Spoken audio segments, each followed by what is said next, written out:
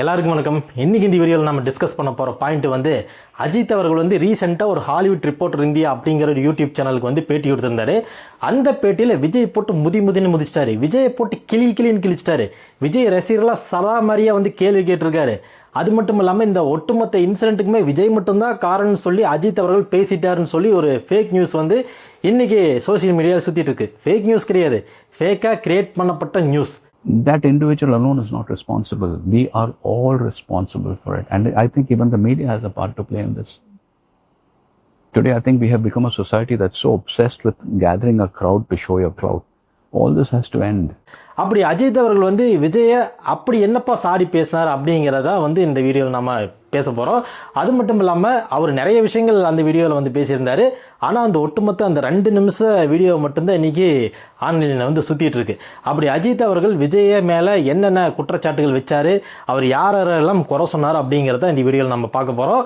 வாங்க நேராக வீடியோக்குள்ளே போகலாம். ஓகே, ஃபஸ்ட்டாக வந்து அஜித் அவர்கள் வந்து இந்த ஸ்டாம்பேட் பற்றி ஒரு கருத்து சொல்லியிருந்தார். அது என்னென்னு கேட்டிங்கன்னா வந்து இந்த ஒட்டுமொத்த இன்சிடென்ட்டுக்கும் ஒரு இண்டிவிஜுவல் வந்து காரணம் ஆகிடாது அப்படிங்கிற மாதிரி அவர் சொல்லியிருந்தார்.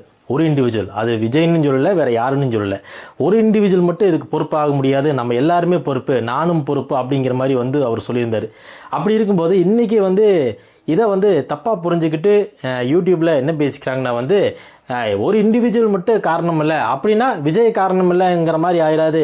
விஜய் மட்டும்தான் காரணம், விஜயும் காரணம், அந்த கட்சியில் இருக்கிறவங்க காரணம், அந்த செயலாளர் காரணம், பொறுப்பாளர் காரணம், அதனால் விஜய் அவர்கள் தான் வந்து இதுக்கு முழுக்க காரணம் அப்படிங்கிற மாதிரி வந்து பேசிக்கிறாங்க. ஆனால் அஜித் அவர்கள் சொன்னது வந்து அந்த ஒரு இண்டிவிஜுவல் மட்டும் ப்ளேம் பண்ணாதீங்க, அந்த ஒரு இண்டிவிஜுவல் மட்டும் காரணம் இல்லை, எல்லாருமே தான் காரணம், இந்த மீடியா காரணம், இந்த சொசைட்டி காரணம், இந்த மக்கள் காரணம் அப்படிங்கிற மாதிரி தான் வந்து எல்லாத்தையுமே வந்து காரணமாக வச்சு அவர் வந்து பேசியிருக்காரு.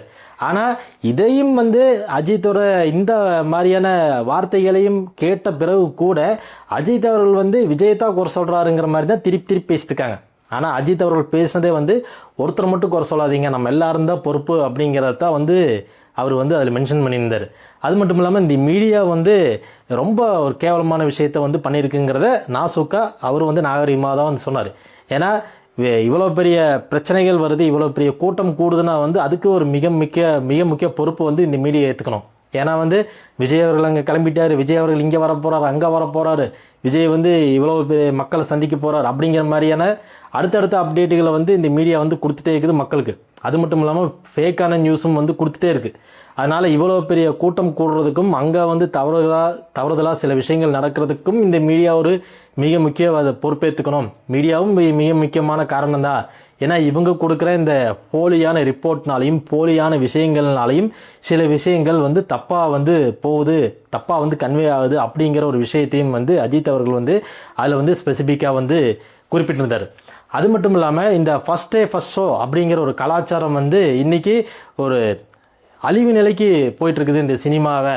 அதாவது இந்த ஃபஸ்ட் டே ஃபஸ்ட் ஷோங்கிற விஷயங்கள் வந்து ரொம்பவுமே வந்து ஒரு என்ன சொல்கிறது, ஒரு மிகப்பெரிய பொருட்சேதங்களும் இழப்புகளும், அது மட்டும் இல்லாமல் இந்த சினிமா பற்றின தவறான ஒரு கண்ணோட்டத்தையும் இந்த ஃபஸ்ட் டே ஃபஸ்ட் ஷோ வந்து ஏற்படுத்துது. இந்த போட்டு என்னங்க பண்ண போகிறீங்க, ஏன் இந்த முதல் நாள் கலெக்ஷன் வந்து இந்த நடிகருக்கு அதிகம், இந்த நடிகருக்கு அதிகம் அப்படிங்கிற ஒரு போட்டியை ஏற்படுத்தி என்ன சாதிக்க போகிறோம்.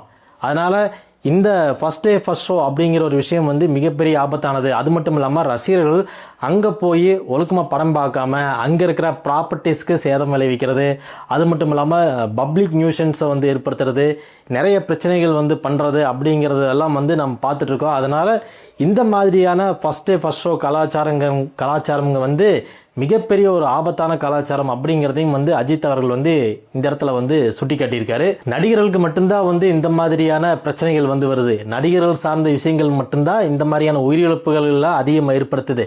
அப்படி இருக்கும்போது ஏன் வந்து நடிகர்களுக்கு மட்டும் இந்த மாதிரி ஆகுது? இன்றைக்கி ஸ்போர்ட்ஸில் எத்தனையோ ஸ்போர்ட்ஸ் எல்லாம் நடக்குது, அங்கெல்லாம் வந்து மக்கள் நிறைய பேர் கூடுறாங்க, அங்கெல்லாம் வந்து இந்த மாதிரி உயிரிழப்புகள் வந்து ஏற்படுறதில்லை. ஏதாவது ரொம்ப எக்ஸ்ட்ரீம் லெவலில் தான் சில உயிரிழப்புகள் சில தவறுகள் நடக்குது. ஆனால் எப்பவுமே வந்து நடக்கிறதில்ல. ஆனால் நடிகன் மட்டும்தான் ஒரு கூட்டம் கூட்டினாவோ இல்லை ஒரு ஃபஸ்ட் டே ஃபஸ்ட் ஷோ ஒரு படம் வந்து ரிலீஸ் ஆகுதுன்னா அந்த முதற்கட்ட நாட்களான ஃபஸ்ட்டு 2 நாள் இந்த மாதிரியான நாட்களில் மட்டும்தான் வந்து கெடுபிடி அதிகமாக இருக்குது, ரொம்ப தள்ளுமுள்ள ஏற்படுது, அங்கே வந்து உயிரிழப்புகள் ஏற்படுது, இந்த ப்ராப்பர்ட்டிஸ் எல்லாம் முடைக்கப்படுது. அப்படிங்கிற போது ஏன் நடிகனுக்கு மட்டும் இந்த மாதிரி நடக்குது? அப்படிங்கிற போது நம்ம இந்த விஷயங்கள் எல்லாம் வந்து கட்டுப்படுத்தணும்னா வந்து மக்களாகிய ரசிகர்களாகிய நம்ம தான் வந்து சரியாக வந்து இருக்கணும். அதனால் நடிகர்களை வந்து நடிகர்களாக பாருங்கள், நடிகர்களுக்கு மட்டும் வந்து ஸ்பெஷலாக வந்து ப்ரையாரிட்டி கொடுக்கணும் அப்படிங்கிற ஒரு இதெல்லாம் வந்து கிடையாது. இது வந்து ரொம்ப மோசமான ஒரு கல்ச்சரை வந்து ஏற்படுத்திட்டு இருக்கு அப்படிங்கிற ஒரு விளக்கத்தையும் வந்து அஜித் அவர்கள் வந்து குறிப்பிட்டிருக்காரு. அது மட்டும் இல்லாமல் இப்போ எல்லாருமே வந்து கூட்டம் கூட்டினா தான் நான் ஒரு பெரிய ஆள் அப்படிங்கிற ஒரு பிம்பத்தை வந்து காட்ட வந்து முயற்சிக்கிறாங்க. அப்படி கூட்டம் கூட்டி நான் ஒரு பெரிய ஆள்னு ப்ரூவ் பண்ணுறதுல எந்த ஒரு அர்த்தமுமே கிடையாது. அதனால் கூட்டம் கூட்டுறது வந்து இன்றைக்கி 120 கோடி மக்கள் தொகை இருக்கிற ஒரு நாட்டில் வந்து நம்ம வந்து சாதாரணமாக இந்த மாதிரி கூட்டமெல்லாம் யாராலையும் கூட்டிட முடியும். அதனால் கூட்டம் கூட்டுறதெல்லாம் வந்து பெரிய விஷயமே கிடையாது. அப்படி கூட்டம் கூட்டி என்ன சாதிக்க போகிறோம் அப்படிங்கிற ஒரு மிகப்பெரிய கொஸ்டின் மார்க்கையும் வந்து அஜித் அவர்கள் வந்து கேள்வி கேட்டிருக்காரு.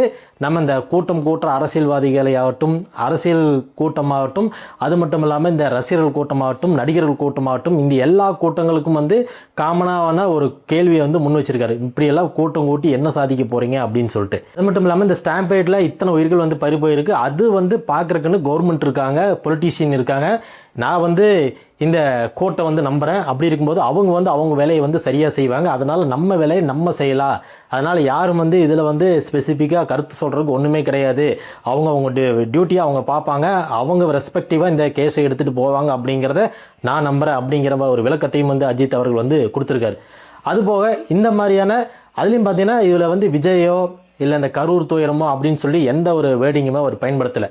அவர் வந்து பொதுவான ஒரு ஒப்பீனியன் தான் வந்து இந்த ஒரு வீடியோவில் வந்து கொடுத்துருந்தாரு. ஆனால் இதைத்தான் வந்து நம்ம யூடியூபர்ஸ் எல்லாம் வந்து வேறு மாதிரி முறையில் வந்து சித்தரிக்கிறாங்க. இதில் வந்து என்னென்னா வந்து அஜித் அவர்கள் வந்து விஜயை போட்டு பிளந்துட்டாரு, விஜயை போட்டு செஞ்சுட்டாரு, விஜய் ரசிகர்களை மட்டும்தான் வந்து கேள்வி கேட்டிருக்காரு, கவர்மெண்ட்டை பற்றி எதுவுமே சொல்லலை. அது மட்டும் இல்லாமல் கவர்மெண்ட்டுக்கு சப்போர்ட்டாக பேசுகிறாரு அஜித் அவர்கள். அதனால் வந்து அஜித் அவர்கள் வந்து டிஎம்கே பக்கம் போயிட்டார். அதனால் அஜித் அவர்கள் வந்து உன்னை விஜய்க்கு எதிராக தான் வந்து இறங்கி செயல்பட போகிறாரு இப்படிங்கிற மாதிரியெல்லாம் வந்து நிறைய ஃபேக்கான நியூஸ் எல்லாம் வந்து சுற்றுது. அது மட்டும் இல்லாமல் இன்றைக்கி மிக முக்கியமான யூடியூபர்ஸ்னு சொல்லிட்டு நம்மெல்லாம் வந்து பேசக்கூடிய நபர்களை வந்து இன்றைக்கி அஜித்தோட இந்த சின்ன ஒரு கருத்தை வந்து இப்படி பெரிய விஸ்வரூபமாக வந்து விஜய்க்கு எகைன்ஸ்டாக வந்து பயன்படுத்தி வந்து பேசிகிட்டு இருக்காங்க. இப்படியெல்லாம் அஜித்தும் விஜயும் கோத்துட்டு பேச ஆரம்பிச்சிட்டாங்க. அது மட்டும் இல்லாமல் இன்னொரு விஷயம் வந்து எல்லாருமே பேசுகிறாங்க. என்னென்னா விஜய் ஃபேன்ஸ் வந்து தற்குறி, இந்த தற்குறிகளுக்கு இங்கிலீஷ் புரியாது. ஏன்னா அஜித் அவர்கள் முழுக்க பேசுகிறது வந்து இங்கிலீஷு. அதில் வந்து அஜித் அவர்கள் இந்த மாதிரி பேசினார் பார்த்தீங்களா, இந்த ஸ்டாம்பேடு, இந்த கூட்டம், அது மட்டும் இல்லாமல் ஒரு இண்டிவிஜுவல் மட்டும் காரணம் இல்லை, அது மட்டும் இல்லாமல் இந்த மீடியாவை பற்றி பேசுனது, இந்த எல்லா விஷயங்களையும் வந்து அரைகுறையாக கேட்டு வந்து விஜய்க்கு வந்து அஜித் அவர்கள் சப்போர்ட் பண்ணிட்டாரு. அதனால் எங்கள் டிவிகேக்கு அஜித் அவர்கள் ரொம்ப சப்போர்ட்டிவாக பேசிட்டாருன்னு சொல்லிட்டு அரையங்குறையுமாக வந்து புரிஞ்சுக்கிட்டு பேசுகிறாங்க. ஏன்னா இந்த விஜய் ஃபேன்ஸை எவனுக்குமே வந்து இங்கிலீஷ் தெரியாது. அதனால் இவங்கெல்லாம் ஒரு தற்கொலை கூட்டம் அப்படின்னு சொல்லியெல்லாம் வந்து நிறைய பேர் பேசுனாங்க. சாட்டை பேசினாப்படி, அந்த நடுவரல் பேசினாப்படி, அது மட்டும் இல்லாமல் இன்னும் சில யூடியூப் சேனலில் வந்து பேசுகிறாங்க. எல்லாருமே வந்து என்னென்னா அஜித் வந்து இங்கிலீஷில் பேசிட்டாருப்பா, அதனால் அஜித் வந்து இங்கிலீஷில் பேசுனது வந்து விஜய் ரசிகர்களுக்கு புரியாது, ஏன்னா இவங்க யாருக்குமே இங்கிலீஷ் தெரியாது. ஏன்டா இதெல்லாம் ரொம்ப ஓவராக தெரியலையா? யாருக்குமே வந்து இங்கிலீஷ் தெரியாமல் போயிடுமா? இல்லை யாருமே படிக்கலையா? இல்லை எல்லாருமே வந்து என்ன சொல்கிறது, எல்லாம் பண்ணிமைக்கு போயிட்டுருக்காங்களா அப்படிங்கிறதான் வந்து இன்றைக்கி இவங்க பேசுகிறதெல்லாம் வேடிக்கையாக இருக்குது. ஏன்னா இவங்க அப்போ இந்த யூடியூபர்ஸ்க்கெல்லாம் வந்து இங்கிலீஷ் தெரிஞ்சிருக்கு. அப்போ அந்த அஜித் அவர்களோட வீடியோ பார்த்துட்டு அஜித் அவர்கள் விஜய்தான் வந்து தப்பாக பேசியிருக்காருன்னு சொல்லி பேசுகிற உங்களுக்கு வந்து இங்கிலீஷ் தெரியுது. ஆனால் அதை வந்து இல்லைப்பா அவர் வந்து நடுநிலையாக பேசியிருக்காருன்னு சொல்கிற விஜய் ஃபேன்ஸ்க்கோ இல்லை நடுநிலைவாதிகளுக்கோ வந்து இங்கிலீஷ் தெரியாது. இவங்க எல்லாருமே வந்து தற்கூரி கூமுட்டை. ஆனால் இந்த வீடியோவை எடுத்து நீங்கள் ஒரு வீடியோ போட்டு பேசுகிறீங்க, உங்களுக்கு இங்கிலீஷ் தெரியுது, கிராமர் தெரியுது, நீங்கள் பிரிட்டிஷில் படிச்சிருக்கீங்க, நீங்கள் போய் லண்டனில் படிச்சுட்டு வந்து இன்றைக்கி யூடியூப் சேனல் உட்காந்து பேசிட்டு இருக்கீங்க. கரெக்டு தானே? ஏண்டா பேசுகிறதுக்கு ஒரு அளவு இருக்குது, ஓவராக பேசக்கூடாது. எதாவது நியாயத்தை பேசலாம், உண்மை பேசலாம், ரொம்ப அட்டூழியமாக பேசக்கூடாது. அஜித் அவர்கள் வந்து நடுநிலையாக பேசியிருக்காரு. வந்து நடந்த சம்பவத்துக்கு ஒரு இண்டிவிஜுவல் மட்டும் காரணம் இல்லை அப்படின்னு என்ன அர்த்தம்? அந்த ஒரு மனுஷனை போட்டு டார்ச்சர் பண்ணாதீங்க. அந்த ஒரு மனுஷன் மட்டும் காரணம் இல்லை, நீயும் காரணம், நானும் காரணம், நம்ம மக்கள் காரணம், மீடியா காரணம், ரசிகர் காரணம், எல்லாருமே காரணம். அதில் என்ன அப்படின்னு என்ன அர்த்தம்? விஜயந்தான் காரணம். விஜய் காரணம் இல்லைன்னு சொல்ல முடியாது. விஜயந்தான் காரணம், எல்லாரும் தான் காரணம், கவர்மெண்ட்டும் தான் காரணம், எல்லாரும் தான் காரணம். அதனால் அவர் சொன்னது ஒரு இண்டிவிஜுவல் மட்டும் காரணம் இல்லை அப்படின்னு சொல்லிட்டார். அதையவே வந்து இந்தளவுக்கு ஃபேக்காக வந்து அவர் வந்து விஜய் மட்டும்தான் காரணம்னு சொல்லி பேசிட்டாருன்னு சொல்லி இப்படி மாற்றி பேசுகிறீங்களே, அப்படி நீங்கள் எந்தெந்த விஷயங்களை எப்படி பேசுவீங்கன்னு சத்தியமாக எனக்கு தெரியல. அந்தளவுக்கு தான் வந்து இன்றைக்கி சோசியல் மீடியாவும் யூடியூப் தளங்களும் வந்து இயங்கிட்டு இருக்கு.